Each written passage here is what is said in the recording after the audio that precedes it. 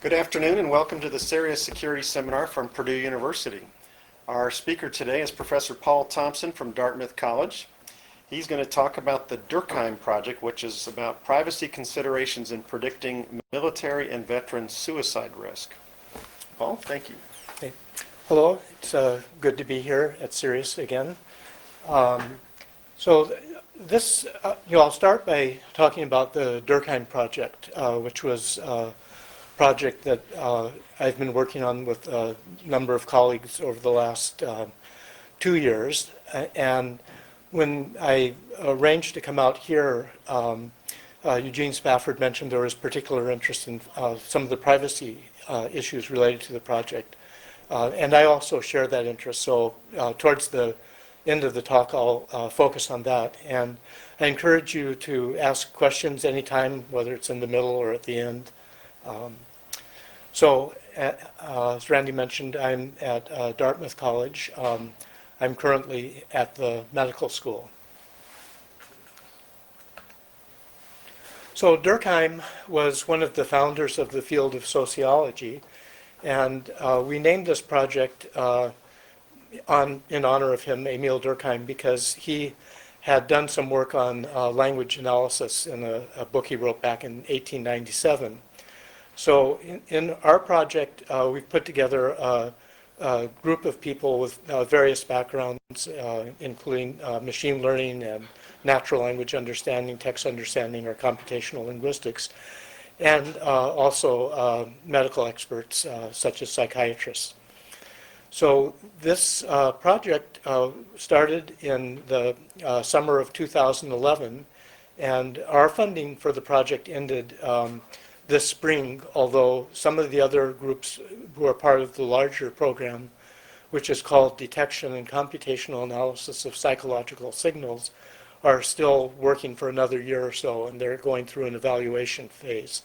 Our software has been integrated with other companies so we will be evaluated as part of that evaluation of their software. So this is providing some of the context. 50 to 66% of individuals who die by suicide never mention that they or deny that they have any intent for suicide. And some of the highest risk individuals are also often missed because their intent often fluctuates widely.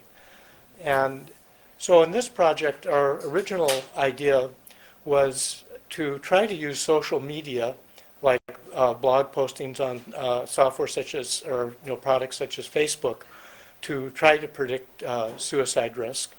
Although, as you'll see as I get more into the talk, so far we've mostly focused on doing a study of U.S. Veterans Affairs medical records of veterans who have completed suicide and comparing those records to records of people who either were in for some kind of psychiatric visit at a Veterans Affairs hospital or a control group.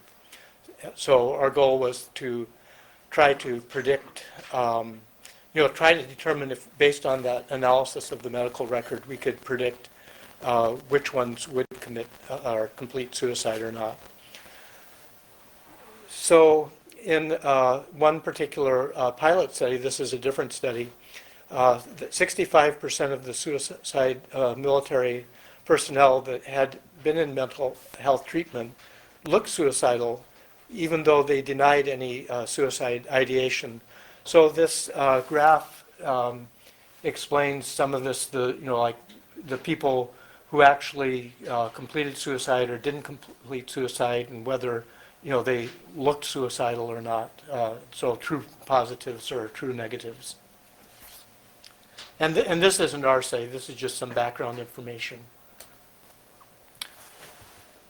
So in terms of this predicting based on postings with social media such as Facebook or LinkedIn, Twitter, and so on, our view is that opting in is very critical. That some studies are done where some of what's on the social media websites, such as Facebook, anybody can access that. That's publicly available data. And we, on the other hand, were only wanted to work with people that knew that they were taking part in this study. So we have opt-in, and we don't, have some kind of tricky user license agreements or EULA to, try to deceive people into taking part in this study. So at this point, our initial study is just an observational study. So we're just asking for people to opt in to take part in the study. We're not, planning any intervention if it looks like someone is suicidal. Although, as I'll mention more later, we currently have a pending protocol that's being reviewed by an institutional review board that would allow us to develop an intervention plan for people. So the technical problem for this is building a system that's able to collect all this data, store it, and analyze it, and allow clinicians to be able to react, and doing this on a scale where, say, we might hypothetically over time have 100,000 people who have opted in to take part in this study. So, it's really a big data problem. And in real time, how could you monitor all these postings and be able to predict that there is some suicide risk? And this slide sort of shows a high-level diagram where there's someone who has opted in and is providing their postings, and a medical database which is behind a firewall and is HIPAA compliant, and then a predictive model that's working with that data and providing input to a clinician's dashboard.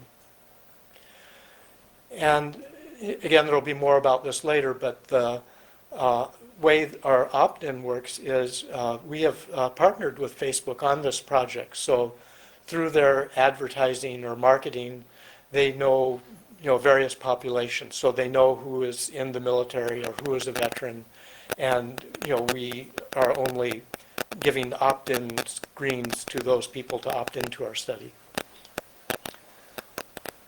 So I'll go into a little more detail about the technical architecture for this, how the data is collected and stored, and the machine learning algorithms that are used, and how we will scale this up, and ultimately we hope to provide automated intervention.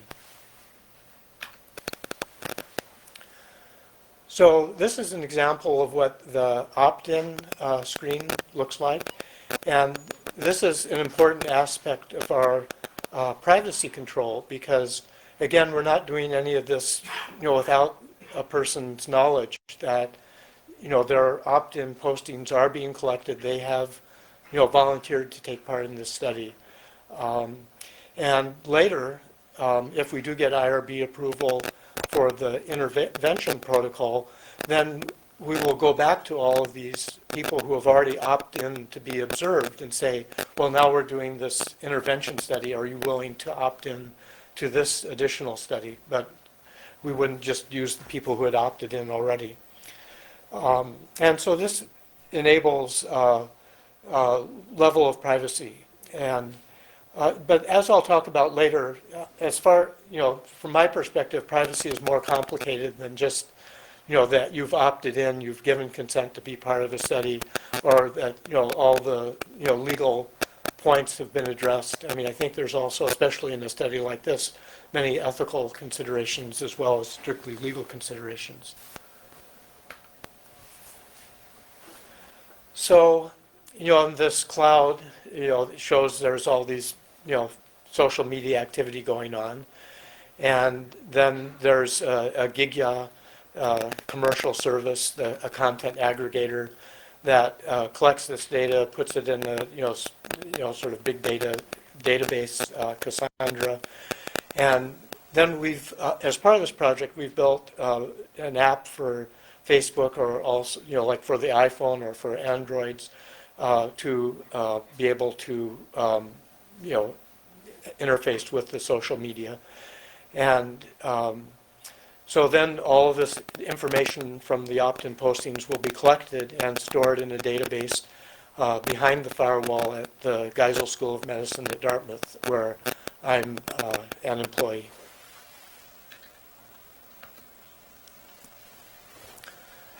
And this is just a little more technical detail just about how we're going to be able to scale up, handle this potentially 100,000, people that are providing their opt-in postings. And so this is taking place in real time. I believe every 30 seconds it's updating for each person who's opted in, and collecting their latest posts or people that have written to their Facebook wall. And as I mentioned, this is then stored behind HIPAA compliant firewall. So are all of you familiar with HIPAA? Right.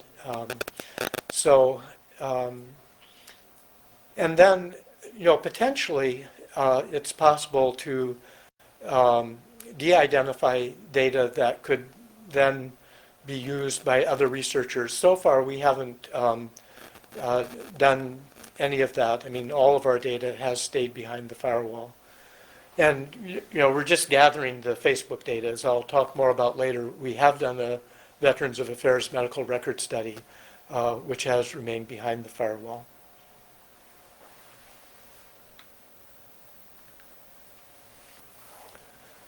So during this project in 2011, as part of our project with DARPA, the Detection and Computational Analysis of Psychological Signals project, we funded another subcontract with the Veterans of Affairs to study 3 cohorts. And our original plan, or the protocol that was approved by our Committee for the Protection of Human Subjects at Dartmouth, was to create 3 cohorts, or groups of people for the study. So one group would be people that we know had taken their lives in 2009, and this data comes from the Centers for Disease Control. And the data we needed to assemble this data set were the Social Security numbers of the people who had taken their lives. And then we wanted to compare that group to a group of patients who had come to the Veteran Affairs Hospital for some kind of psychiatric-related services. And then we'd have another group of 100 patients who had been at the VA, but not for psychiatric-related services. And we did have some problems with this data in that of the 100 people that had completed suicide, only about 69 or 70 had actually ever come to a VA.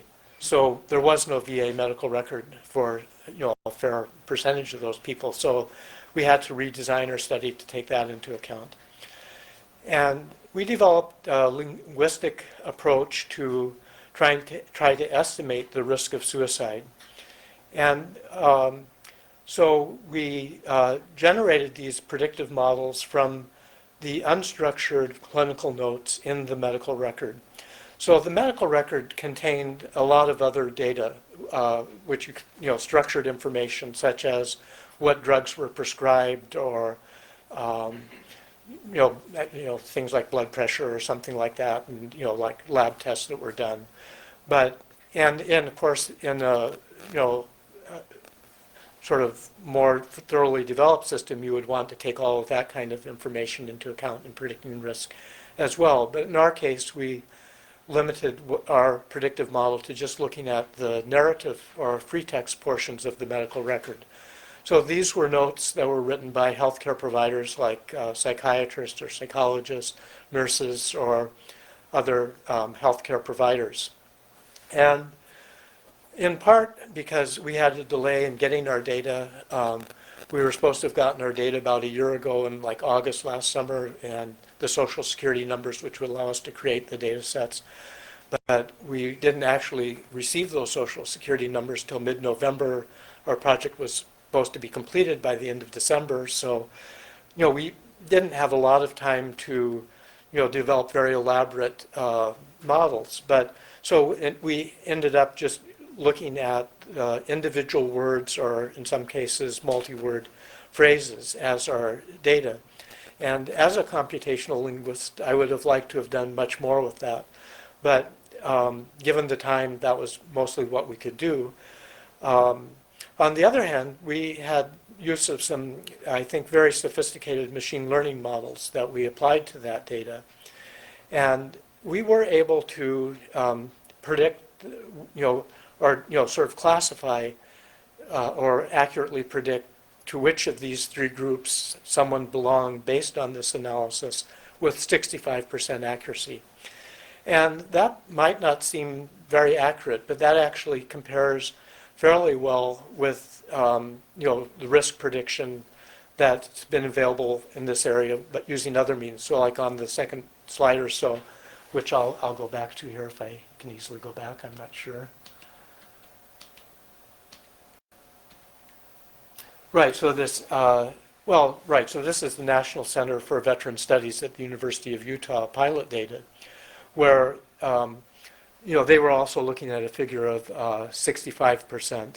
It's not quite the same thing, but I've been told by the psychiatrists we worked with on this project that this is typically a fairly good prediction accuracy, and again this was based with a very simple linguistic model.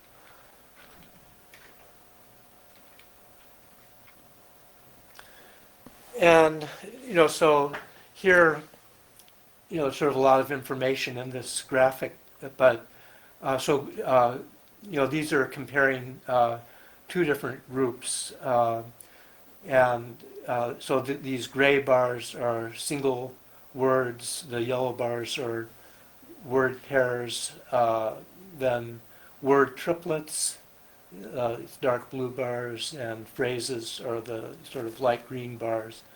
And this shows the sort of varying levels of the sort of mean or average accuracy given. And in this case, none of the scores were quite up to 65%, but some of them were pretty close, like 63% or 62%. And this looks at some more specific features. So these were words that were accurate in distinguishing the three cohorts. And so the red terms are words that were associated by the positive, suicide positive cohort. So words like agitation or frightening and Demerol, a particular medication. Whereas the yellow terms are from the psychiatric non-suicidal control group. So these are people that have been in for mental health related visits, but they weren't the people who had taken their lives. And so there you had words like disheveled, preoccupied, and presbyopia, which I'm not sure what that means. But again, these are not words coming from the patient. These are words coming from the healthcare provider.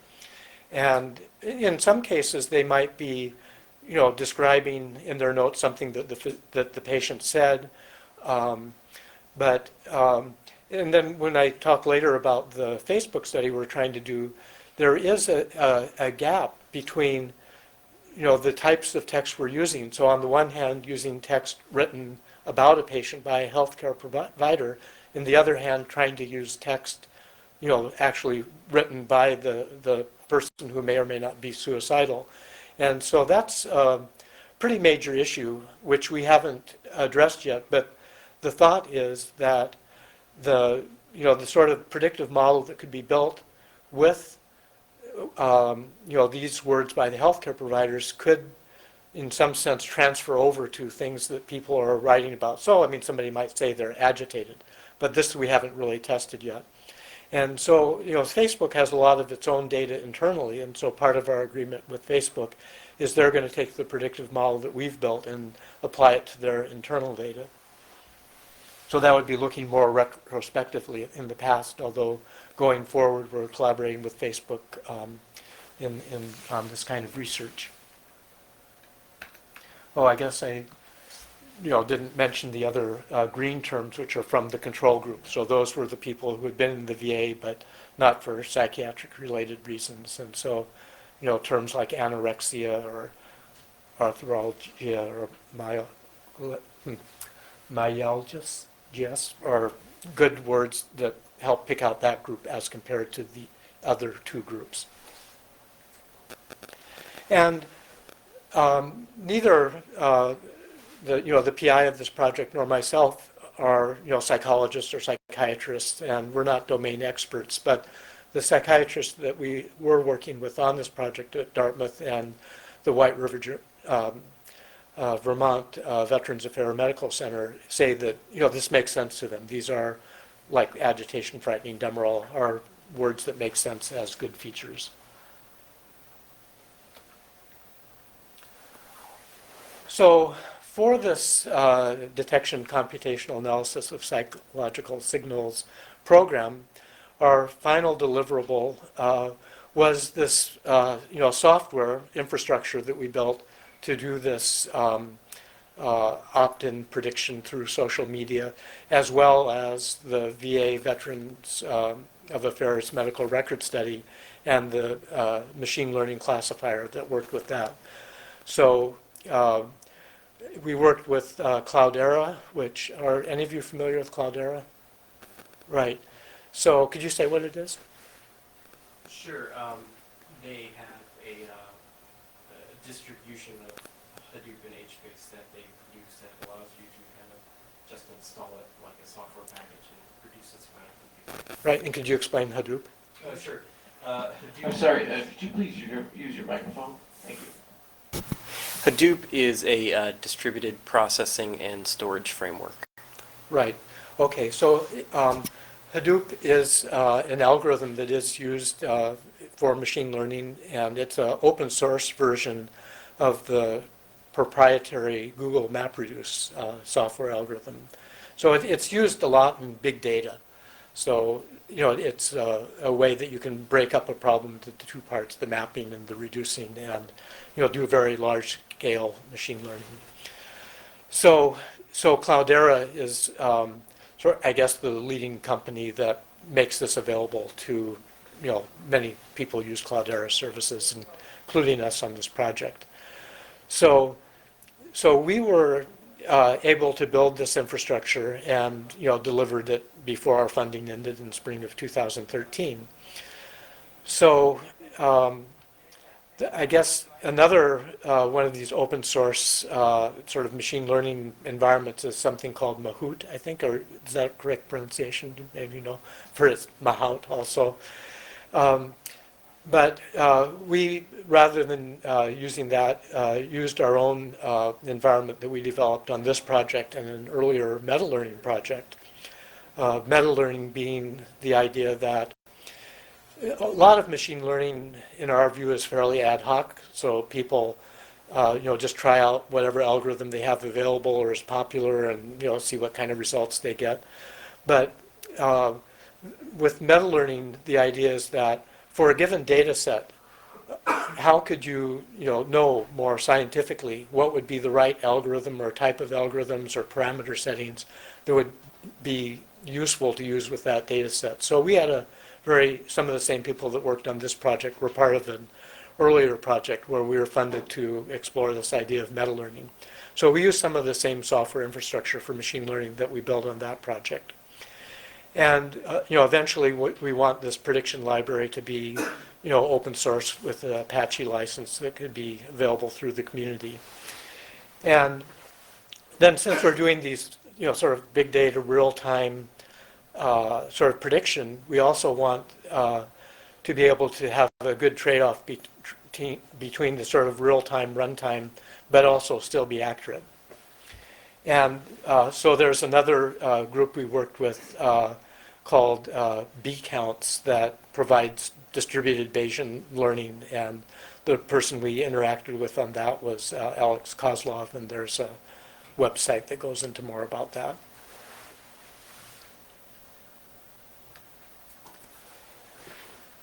And so as an example of this trade-off, like, I guess there's a saying in advertising, which of course is what is behind a lot of the web, companies like, say, Google or something like that, that if you don't find out what the user wants in 5 minutes, you lose the user. So similarly, in intrusion detection, if you don't detect it right away, there may be significant damage. And similarly, in a project like this, I mean, if someone is really at risk, you want to be able to, get this information to act on quickly.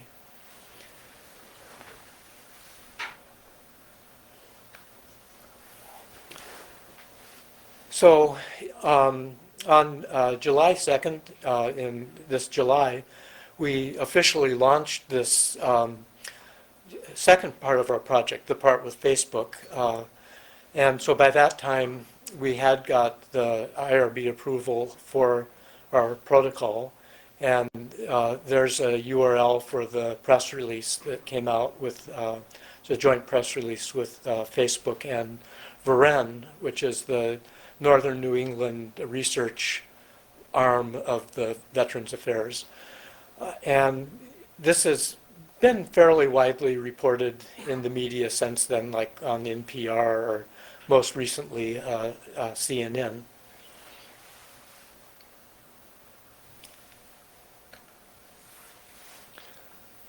And as I mentioned earlier, we're now moving, we almost have completed our protocol for providing intervention.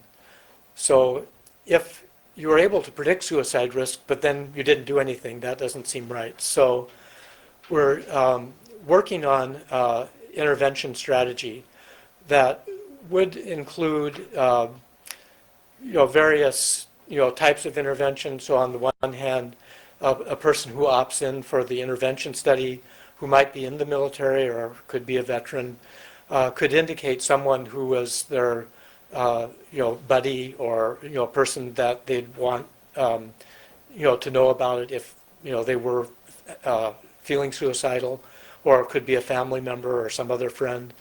And if a person did have a clinician that they were working with, like they could send their postings to the clinician, or in another scenario, there are various 800 number hotlines, like the Canandaigua, New York Veterans Affairs has a Center of Excellence for Suicide Prevention, which has a national hotline 800 number. And we're also working on something called safety plan narratives. So, various suicide researchers have worked out safety plans, or things that you could recommend that you do, and there'll be more on this in another slide. But so we're considering these various possibilities, and including something that if there's nobody, there's no clinician, there's no friend or family. I mean, even some kind of automated intervention.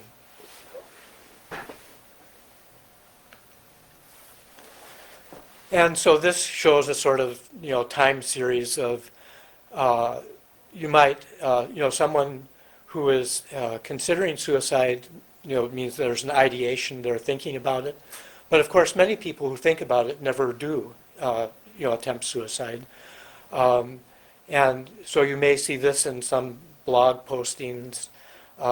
There could be repeated ideation as a next step, not just a single occurrence of that. And then, as you're getting closer to a possible attempt at suicide, you might have, time for intervention, or then you might get to a point where there's very limited time for intervention, or, an actual negative event. So we're trying to figure out, sort of how to monitor what's going along this time series.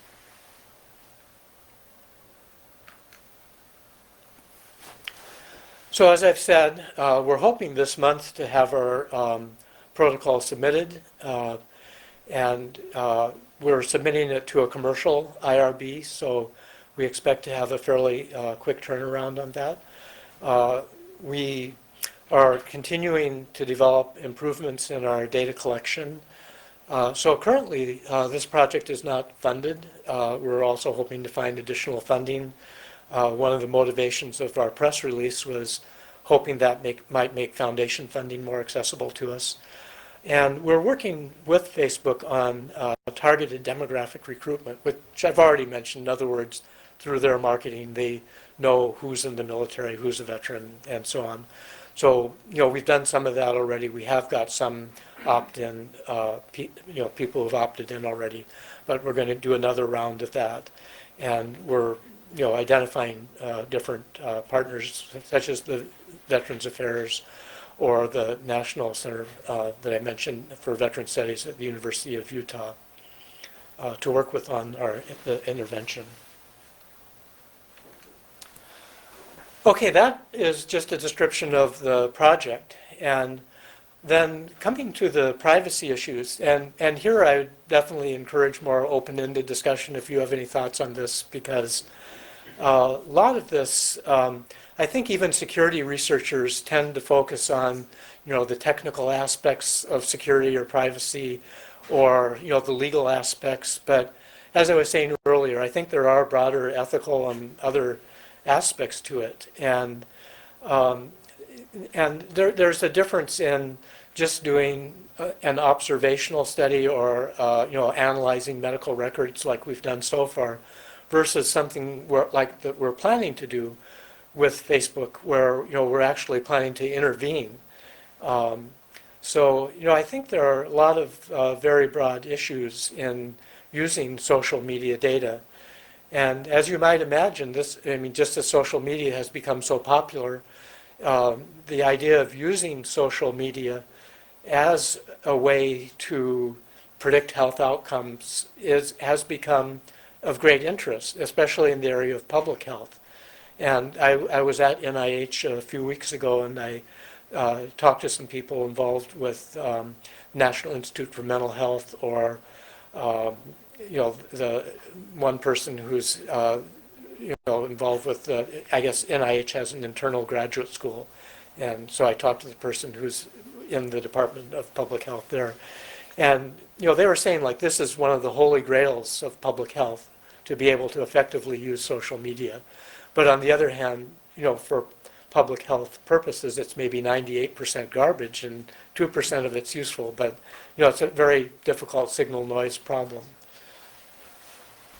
And again, the difference between like a therapist talking to a patient face to face in an appointment, versus a patient interacting in social media, and maybe the clinician seeing some postings or some analysis coming in through social media that this patient is at risk, or maybe you could click on that and see, well, this is what the actual posting is.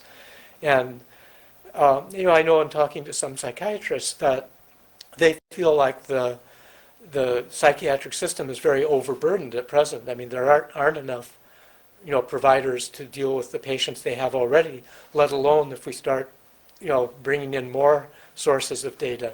So it becomes a fairly complicated triage problem. But I think if we could accurately detect some signal in this social media, that it could be useful, very useful, as part of this triage. And like even in our study with the medical records, 30 or so of those people never had come to the VA at all, who had taken their lives. So in looking into the privacy aspects of this, I had contacted different organizations, or like privacy experts related to healthcare. And one of the documents I was given was an open letter that all these organizations listed here had written to Mark Zuckerberg in June 2010. So this is in particular the,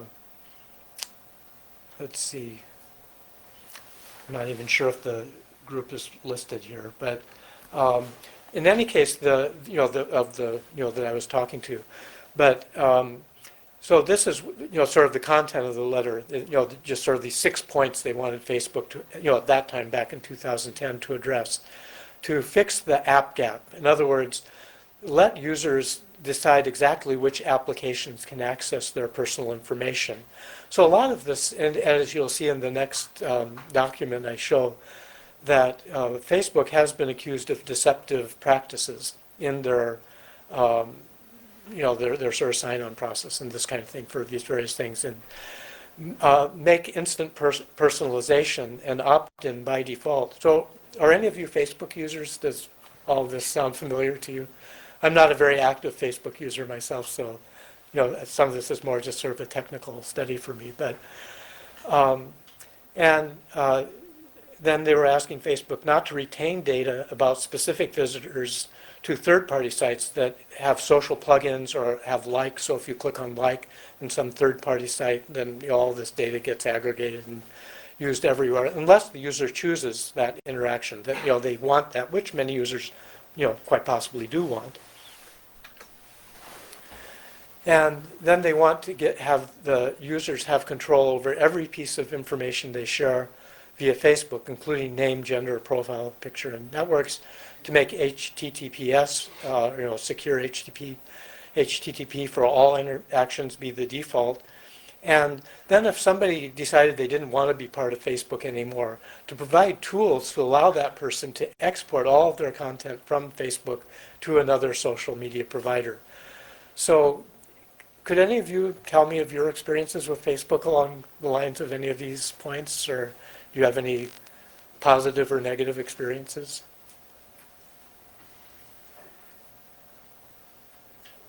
Yes. All those things are currently there. Excuse me. All your points right now are currently there. You are currently able to. Right. So they've corrected those, you're saying? Yeah.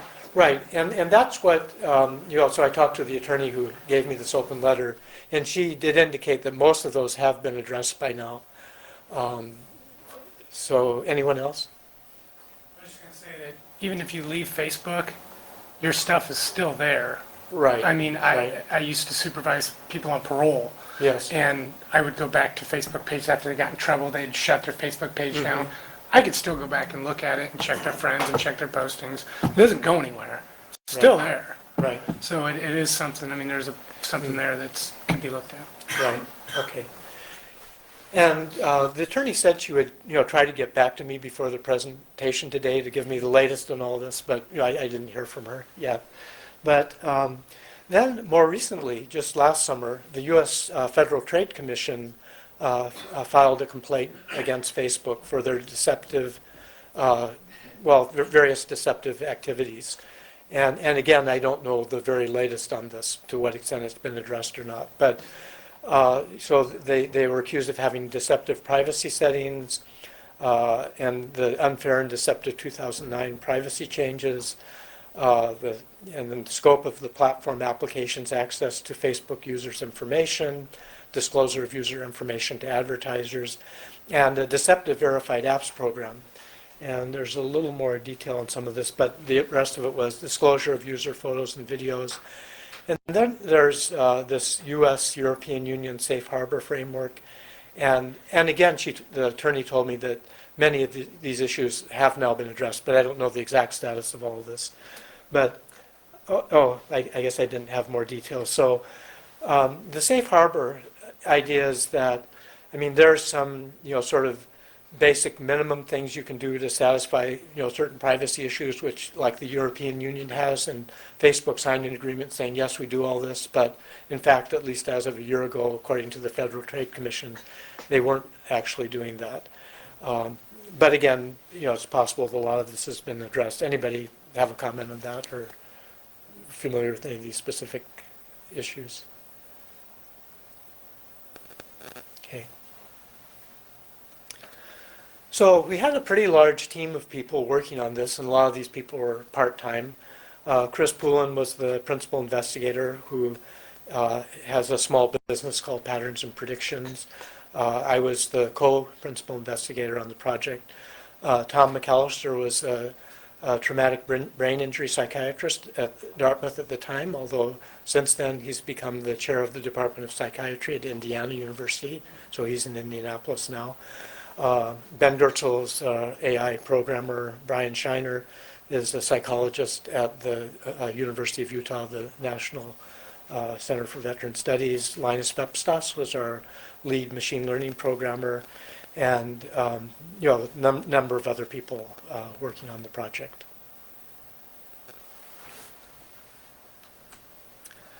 And in terms of the privacy discussion, In 2008, I was invited to take part in an IBM deep dive on security and society. And there were, I don't know, about 20 of us, I think, including an attorney who was the chief privacy officer of Facebook at the time, although I think he left shortly after that. I've also discussed this with Perry Aftab, who's an internet attorney who is also on advisory board at Facebook. Diane Lambert, who organized a user-centered modeling workshop at the University of Minnesota that I attended a little over a year ago. Carrie Loreno is the veterans advocate at Google. Devin McGraw is the woman who had given me the 2 documents. I talked about the FTC complaints and the open letter, who is the director of the Health Privacy Project at the Center for Democracy and Technology in Washington, D.C. I'm also a member of the Sedona Conference Working Group 1 on electronic document retention and production and part of their healthcare drafting team. This is primarily a group of attorneys and judges, and I am neither of those, but I used to work in legal publishing, so I've been part of that group. And Rob Bossart is the chief epidemiologist at the Canandaigua, New York VA Center of Excellence for Suicide Prevention. I mentioned Craig Bryan already, associate director of the National Center, University of Utah. And Jane Pearson is at the NIH, National Institute of Mental Health, the chair of the Suicide Research Consortium. And I think that's it. So, any other questions? Comments? Privacy issues?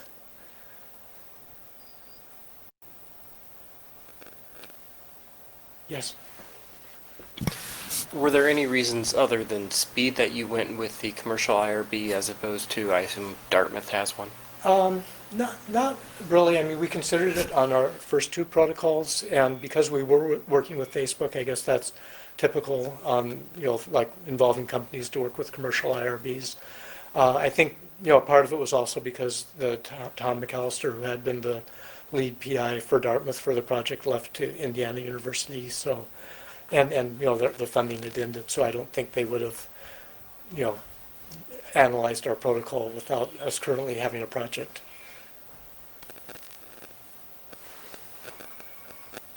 So, other questions or comments?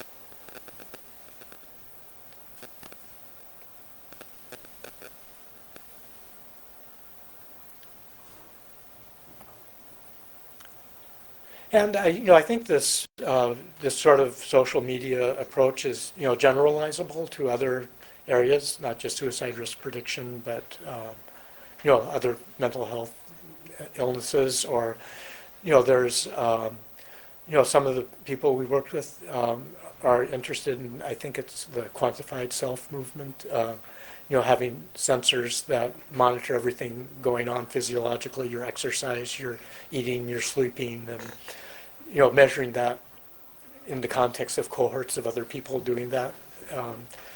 So as I think I said earlier, we were given the choice in this project of either developing, maybe I didn't mention this, but some of the other people groups working on this project were doing what's called reality analysis. So you have the sensors that are monitoring what's going on in real time and making predictions based on that, whereas the other choice was to do a clinician's dashboard, and we ended up doing the clinician's dashboard.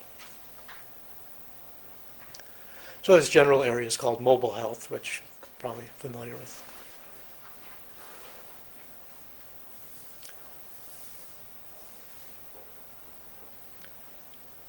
Okay, I guess if there are no more questions, we can formally end, but if any of you want to talk to me afterwards, that's fine too. Okay.